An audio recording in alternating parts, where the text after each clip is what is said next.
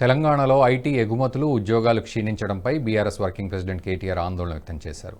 గత ఏడాదితో పోలిస్తే ఈ ఏడాది ఐటీ ఎగుమతులు, ఉద్యోగాల్లో క్షీణతకు సంబంధించిన గణాంకాలను ట్వీట్ చేశారు. 2022-23లో తెలంగాణ నుంచి 57,706 కోట్ల ఐటీ ఎగుమతులుంటే 23-24 కాలానికి 26,948 కోట్ల ఎగుమతులే జరిగాయని తెలిపారు. ఐటీ ఎంప్లాయ్మెంట్ కల్పన కూడా భారీగా పడిపోయిందన్నారు కేటీఆర్. ఇక 2022-23 కాలంలో 1,27,594 ఉద్యోగాలు వస్తే కొత్తగా 2023-24లో కేవలం 40,285 ఉద్యోగాలు మాత్రమే కల్పించారని ఆవేదన వ్యక్తం చేశారు.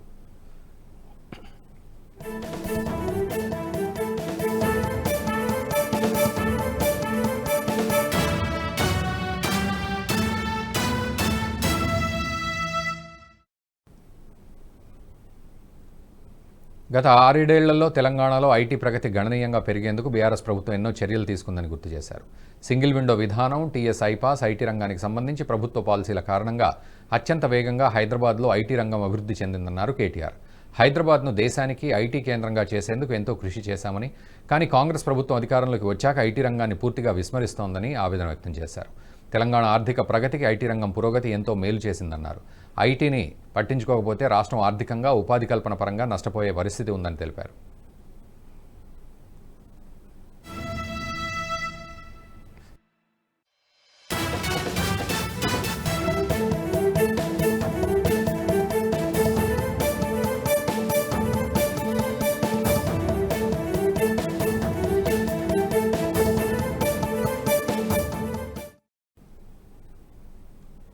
ఐటీతో పాటు ఐటీఎస్ రంగాలకు ప్రాముఖ్యత ఇవ్వాలని కాంగ్రెస్ ప్రభుత్వానికి విజ్ఞప్తి చేశారు మాజీ మంత్రి కేటీఆర్.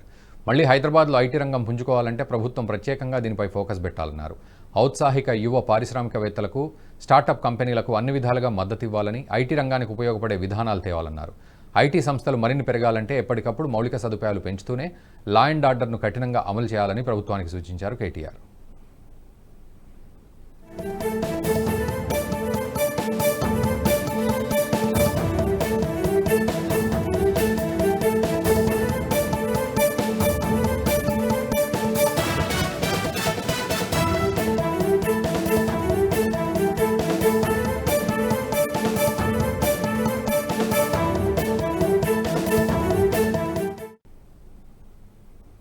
ఈ వీడియో మీకు నచ్చినట్టయితే లైక్ చేయండి, 10 మందికి షేర్ చేయండి. అలాగే కామెంట్ల రూపంలో మీ అభిప్రాయాలను మాతో పంచుకోండి. Nationalist hub group of channels ను సబ్స్క్రైబ్ చేసుకుని తెలుగునాట జాతీయవాద జర్నలిజాన్ని ప్రోత్సహించండి. ఈ వీడియో కింద ఉన్న బెల్ ఐకాన్ పై క్లిక్ చేయడం మర్చిపోవద్దు.